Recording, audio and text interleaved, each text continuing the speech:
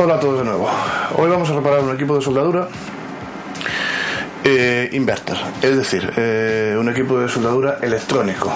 Es un soldador que sus componentes internos son puramente electrónicos, es decir, no lleva el típico transformador que entregaría la potencia del electrodo, sino que se hace mediante una circuitería electrónica y unos transistores de potencia que vais a ver al abrir el aparato. El problema que tiene es su parte de control, concretamente el potenciómetro de ajuste de potencia.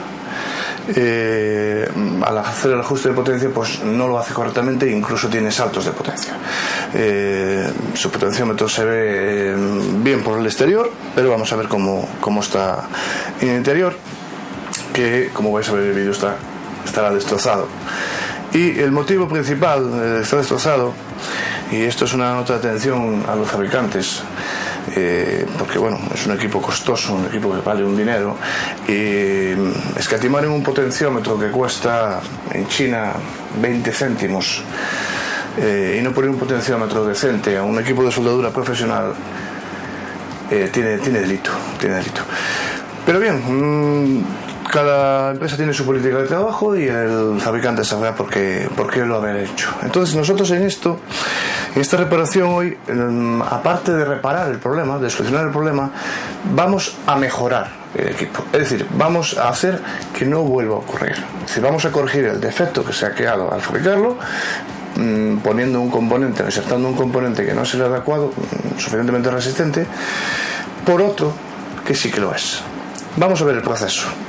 Vamos a ver cómo se hace. Lógicamente el nuevo no se nos va a adaptar porque es diferente, lo podéis ver ahí. Es decir, este sería el original y ese es el que vamos a poner. El original viene con un blindaje escaso, plástico con una pequeña lámina de latón que no puede soportar el castigo que puede realizar un soldador al estar soldando, que trabaja con unos guantes gruesos y que está en un ambiente de trabajo donde hay hierros, metales que pueden caer sobre él, etcétera. Hay un montón de sinfines de problemas que pueden pasar sobre un equipo de estos que trabaja en un ambiente de trabajo, ya digo, duro. Entonces, pues para eso, como el fabricante ha hecho su carcasa metálica y ha puesto sus refuerzos adecuados, pues también debería haber pensado en el potenciómetro, ¿no? Debería haber puesto un potenciómetro pues como el que vamos a poner, más reforzado, más fuerte, y que va a hacer la misma función. Lógicamente lo vamos a tener que adaptar. Y una vez terminado, el equipo pues ya debería funcionar correctamente, entregar la potencia que tiene que entregar cuando se hace la regulación, y quedaría solucionado el problema de posible futuro fallo por la calidad del componente. Vamos a ver cómo es el proceso, vamos a ver el equipo, ver sus partes interiores y vemos cómo podemos extraer el potenciómetro dañado, vemos el estado en el que está y cómo podemos hacer la adaptación y sustituir el nuevo potenciómetro. Vamos a ello y vais viendo el proceso y lo entendéis. Quitamos el mando original del potenciómetro y ahora vamos a extraer tornillos. Vamos a quitar el asa de transporte, quitaremos los tornillos de la base para que nos dé movimiento el frontal.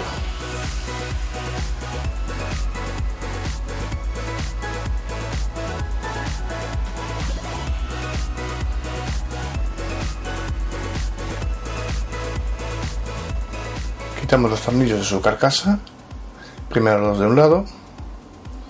Esto es una carcasa metálica, todos estos equipos vienen bastante bien protegidos. Los frontales son de plástico, pero el cuerpo en completo en sí, la carcasa de envoltorio, es metálica.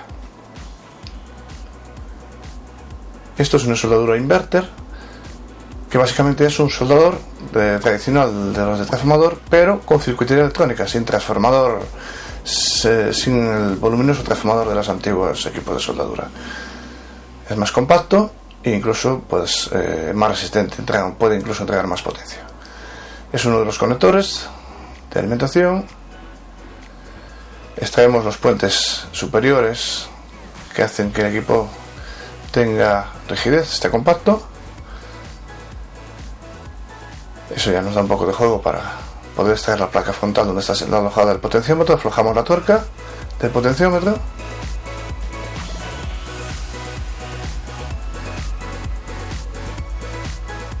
y una vez quitada podemos extraer el potenciómetro y la placa desaloja. Vemos que está destrozado, completamente roto su sujeción metálica. Extraemos la placa, quitamos el último conector que nos queda todavía puesto.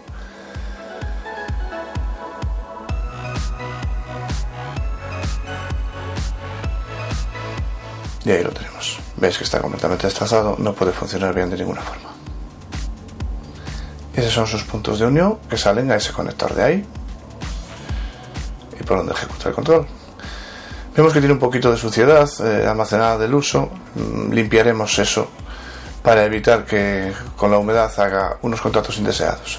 Y hemos observado que en uno de los transistores de potencia que veis ahí hay una soldadura degenerada que tiene un anillo, podéis apreciarlo en la parte superior. Eso significa que se ha degenerado y está a punto de fallar. Le meteremos un punto de soldadura para evitar una futura avería. Esos son los transistores de potencia que entregan potencia para la soldadura.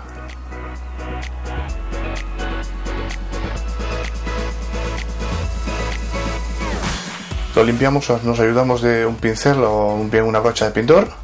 Es una buena herramienta para realizar la limpieza en este tipo de placas y circuitos.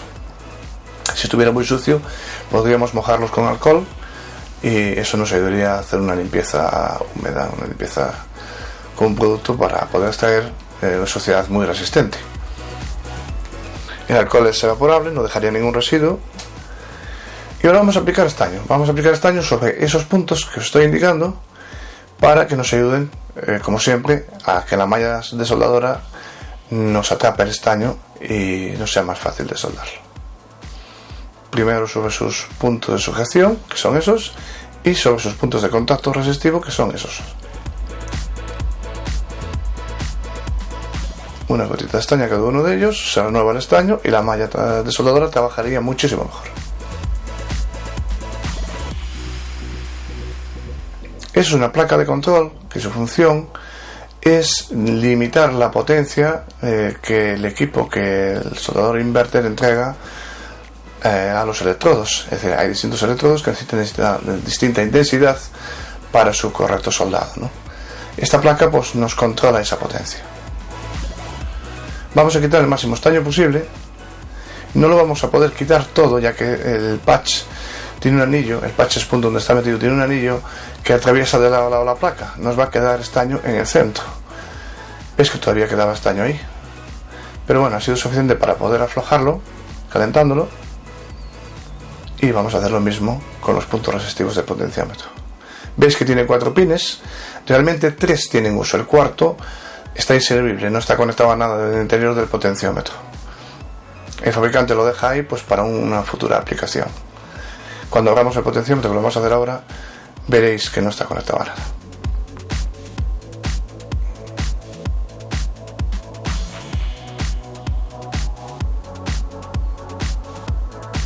Preparamos los pads, los dejamos limpios para el nuevo conector, para el nuevo potenciómetro.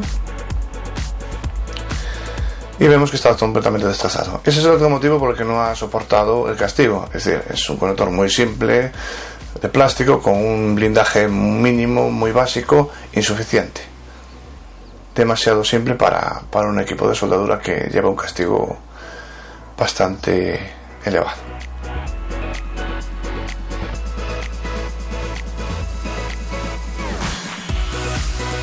Lo abrimos y vemos que está compuesto de un eje en el cual en su cabeza hay unas láminas que giran o viajan sobre una pista resistiva que se encuentra en la parte de abajo, que está unida a las patillas que podéis ver, a las 4 patillas, a 3 de ellas realmente.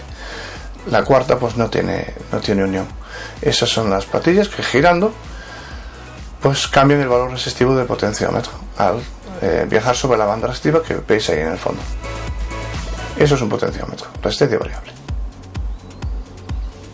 Comprobamos la resistividad para poder saber el valor del potenciómetro, ya que no viene reflejado en su carcasa, y ponemos uno equivalente. En este caso vamos a poner uno metálico, mucho más resistente y reforzado, que no es el mismo formato, pero el cual vamos a adaptar de esta forma, dándole un refuerzo en 3 puntos unidos a masa y llevando sus pines de resistivos con conductores aislados a sus puntos.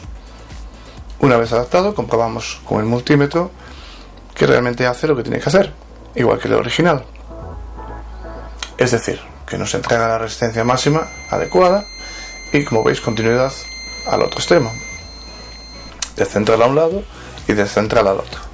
A un lado tienes que tener la máxima resistencia y al otro continuidad. Lo tenemos ajustado hacia un lado completamente. Listo, lo vamos a insertar de nuevo la placa en su frontal y vamos a sujetarlo. Conectaremos todos los conectores. Hemos hecho un corte al eje que era largo y le hemos hecho un limado transversal para poder volver a poner el mando original. Una vez puesto, pues queda más o menos así. Estaría listo. El equipo ya funcionaría bien.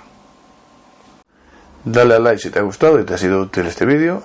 No olvides suscribirte para ver más vídeos. Gracias por estar ahí.